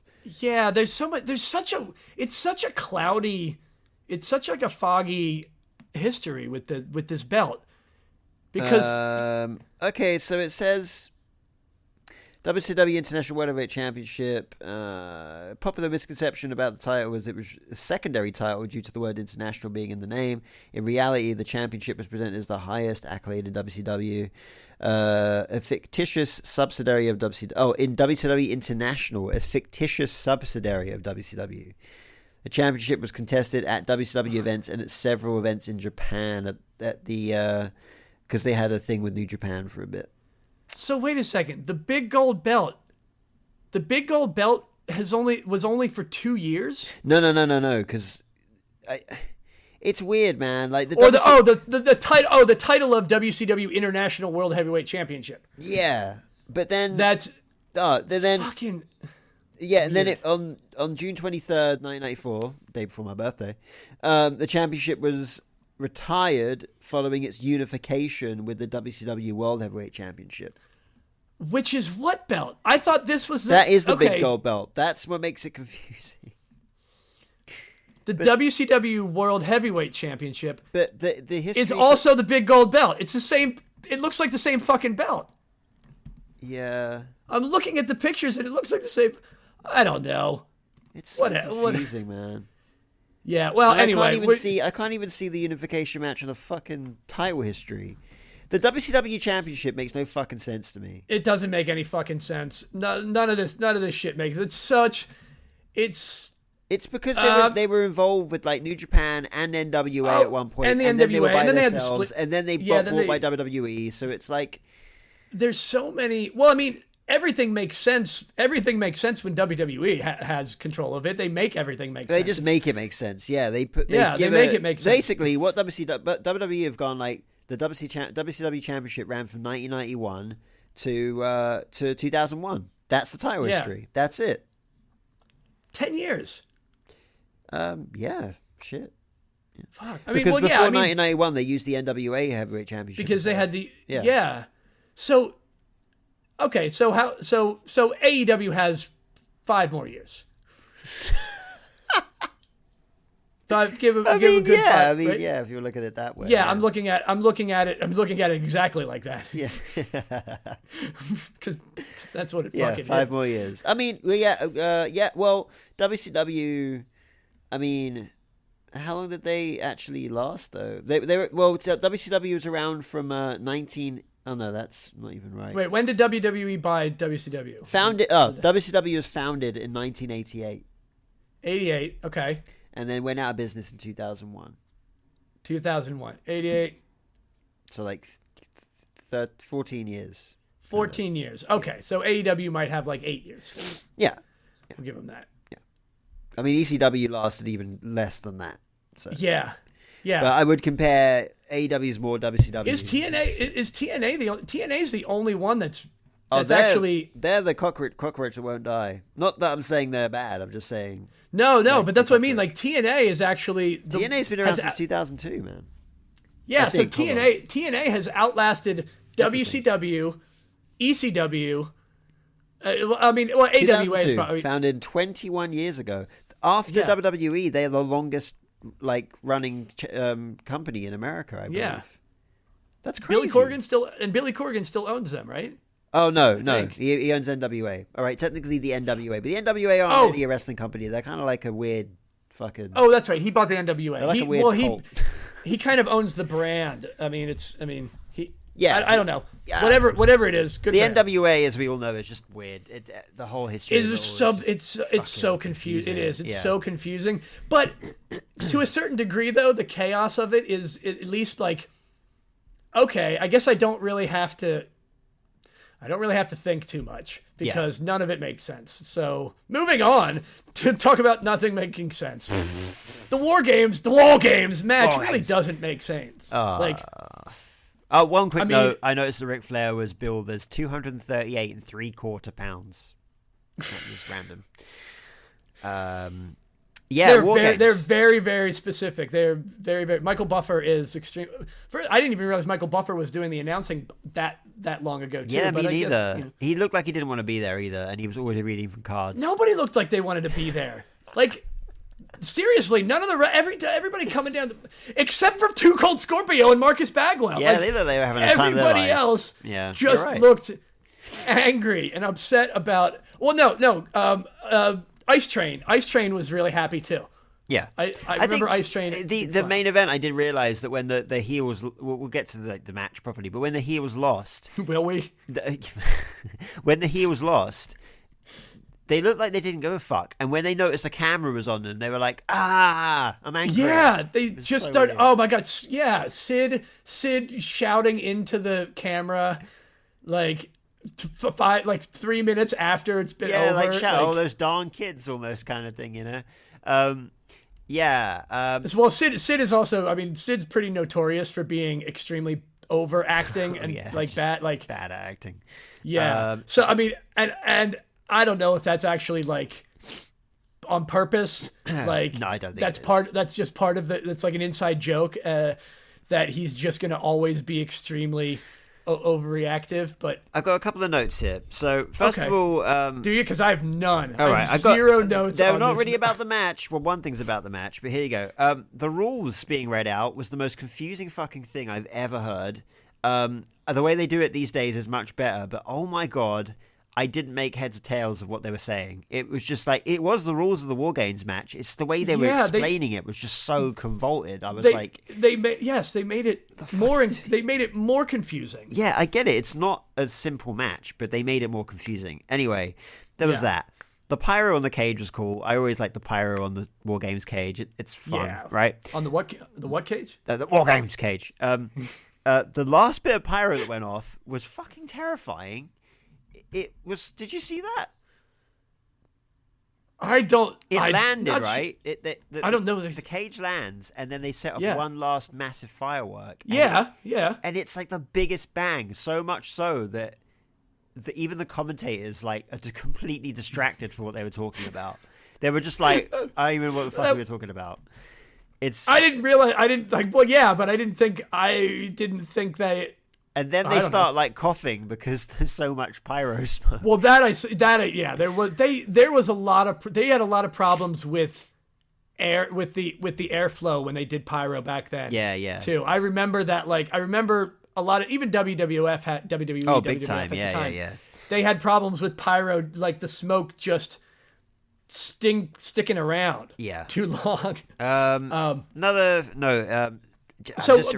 of all, let's go through. Let's go through the match. We've got Sting, Davey Boy Smith, Dustin Rhodes, and the Shockmaster with Road Warrior Animal randomly. Yeah, that was weird. I don't know why. Why was one of the Road Warriors? I do know that the Road Warriors were in the very. Here you go. It's a bit of history. The very first. I'll give you some. Let's give you some War Games history. So the first ever War Games match was in 1987 at the Great American Bash.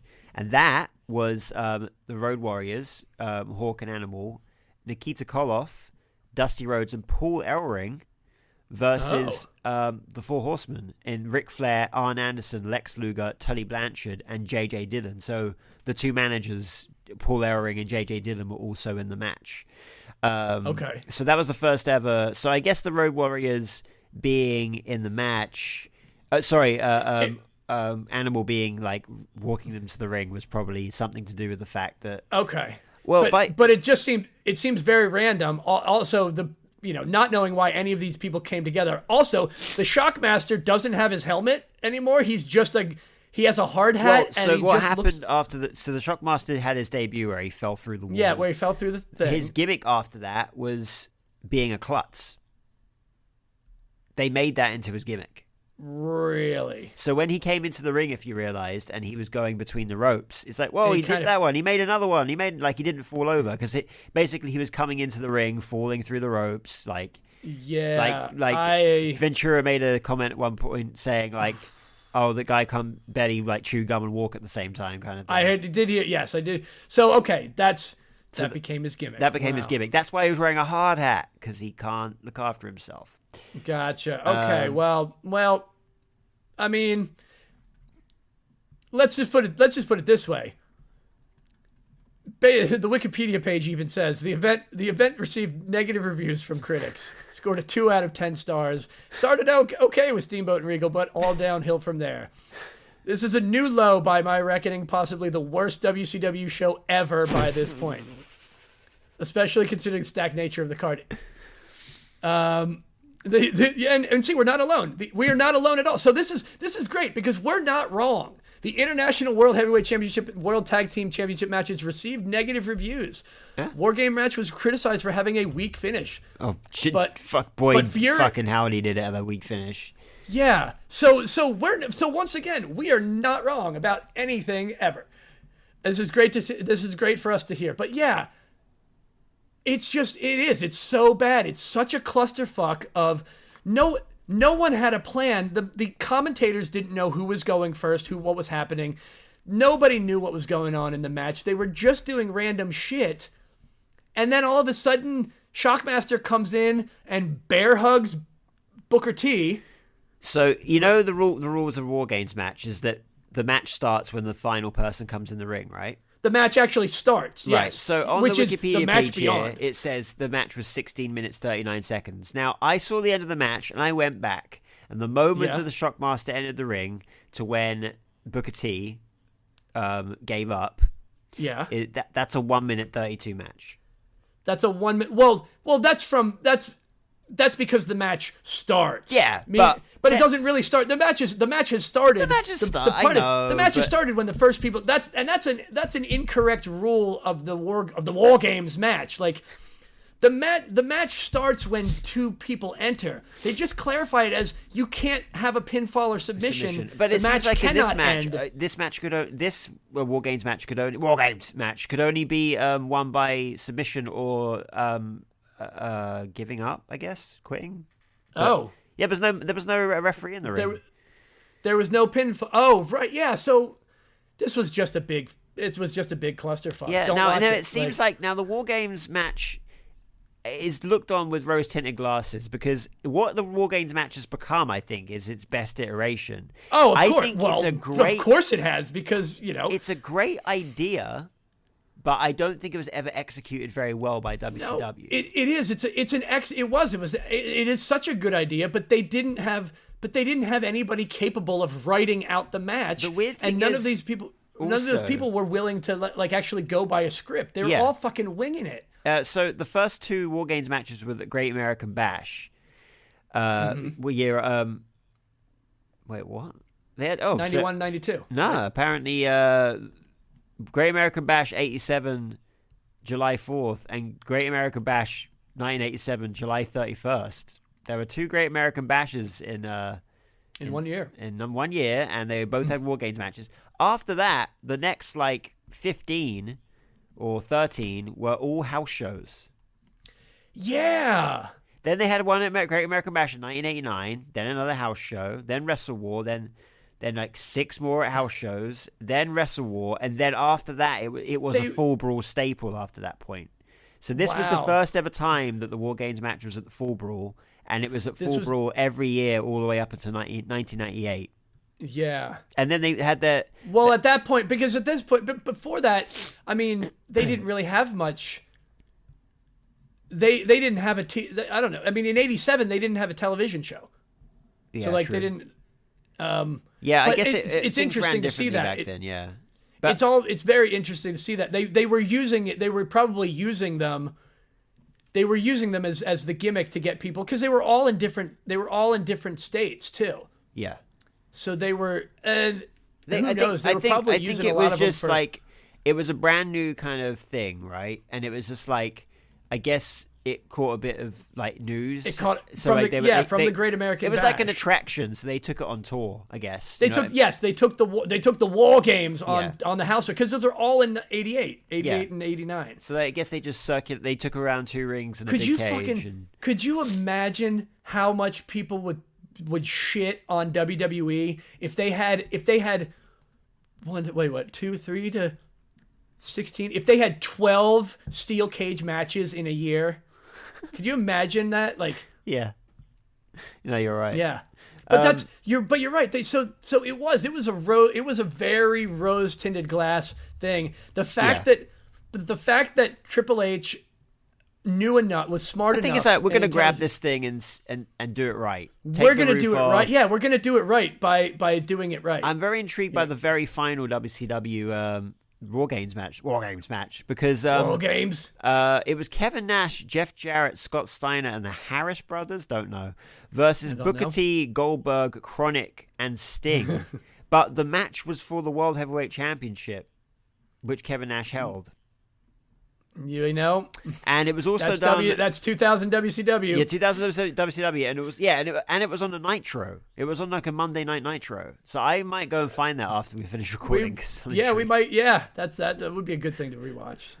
Just because I know it's going to be a mess. But that's the pay-per-view. That's Fall Brawl 93, which is crazy. Once again, the Dice gave us 2 of the worst.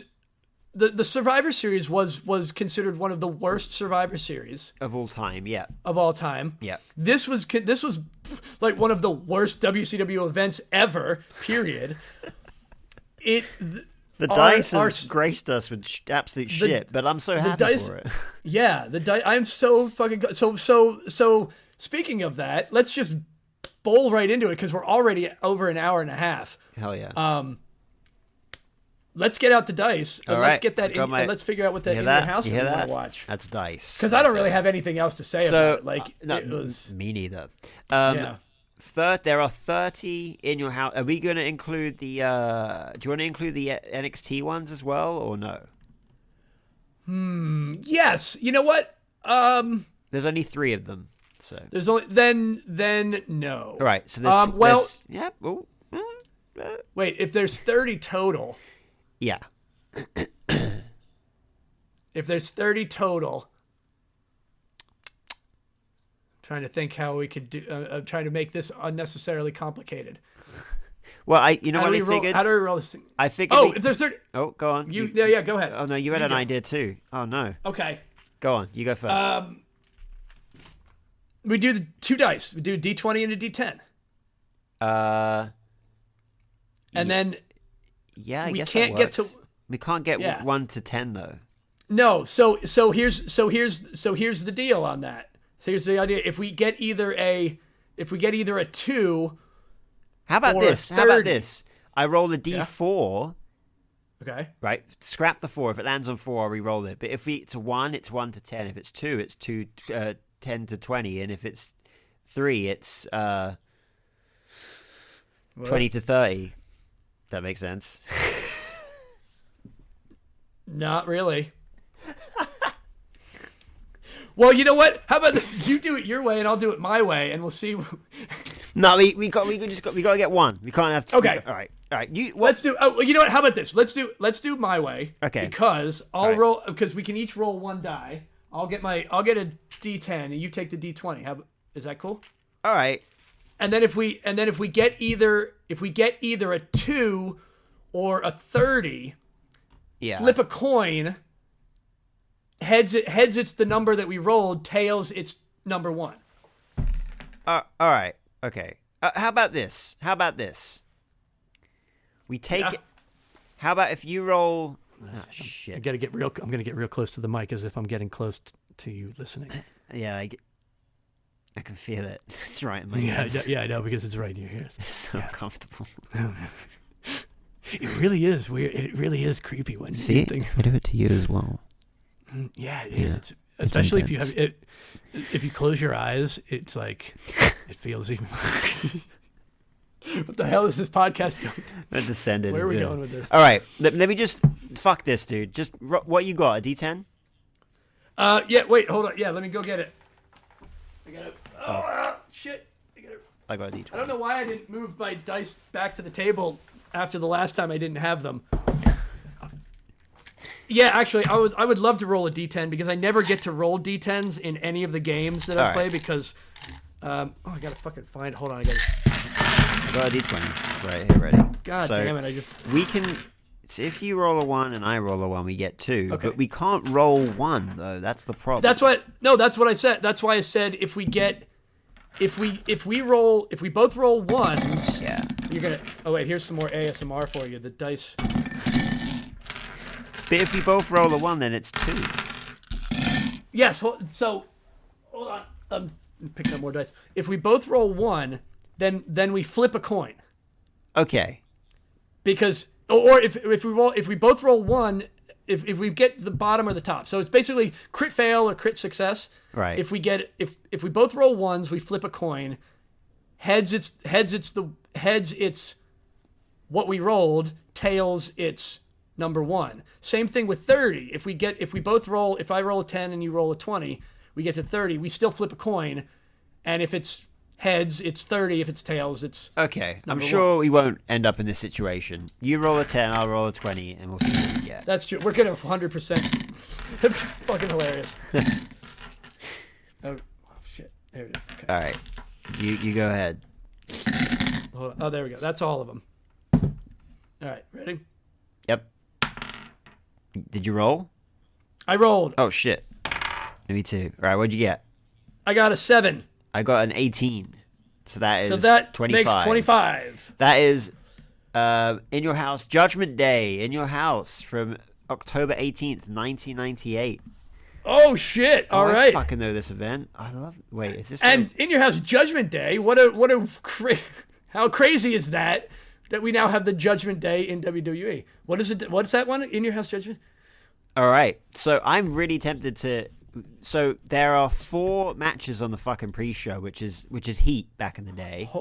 Holy shit! Oh yeah. So we got Steve Blackman versus Bradshaw. We got the Oddities versus Los Barrocos. We got the Godfather. Los Boricuas. That one. Sorry. Yeah. I butchered that. We got the Godfather versus Farouk, and we got Scorpio versus Jeff Jarrett. And on the actual card, we got Al Snow versus Mark Mero. We've got LOD 2000 versus the Disciples of the Apocalypse. We got Christian versus Taka Michinoku. We got Goldust versus Val Venus. We got X-Pac versus D'Lo Brown for the European Championship. We got the Headbangers versus the New Age Outlaws for the Tag Team Championships. We got Ken Shamrock versus Mankind for the Intercontinental Championship. We got Mark Henry versus The Rock. And we got Kane versus The Undertaker with Stone Cold Steve Austin as a special guest referee for the WWF Championship. Holy shit! We got that, like 47 matches. We got peak attitude era here, right here, man. Holy shit! What's that date again? It's October 18th, 1998. I don't know why I have to write it down now. Yeah, I was like, what is that? Yeah. Well, there you go. All right, so let's see where we're going to put this on the calendar here. I guess we could do it. Next week's definitely going to be our Survivor Series event, but right next week we're going to do Survivor Series. So you want to throw this in on the 5th? Fuck it, we'll do it the week after. Yeah. Yeah. All right. There we go. So yeah, next week. Settled. Yeah, next week we're going to get our Survivor Series review from 2023. Oh yeah. 2020 this year. Yeah, this year's So that's what's next week. Yeah. Oh, we make sure to follow us on Instagram at Punks Talk Wrestling. Yeah. We also have a Patreon where we put up the unedited episodes every week. That's at Punks Talk Wrestling as well. There is a TikTok with nothing on it at punks.talk. talk.wrestling. God, that's annoying. But yeah. I think that's it. Yeah, man. I mean, fast in, fast out. Yeah. I mean, go watch Fall Brawl 1993. Do not watch it. Do not waste your time. Yeah, it's not good. Or if you really want to see if you don't believe how bad it is. Yeah, I mean, sometimes there's a lot of joy in watching terrible things, and there can be the Mick Foley storyline. That thing was the best. The Ricky Steamboat and William Regal. That was a good match, and the whole Foley storyline was pretty good. So I'll also give it a 2 out of 10. Yeah, I guess 2 out of 10 is pretty apt, right? Yeah. Yeah. Yeah, 2 out of 10 is pretty good. All right. I got nothing more. I got nothing for I got more. Nothing. I got nothing else for you, man. I'm sorry. All right. I think that's it.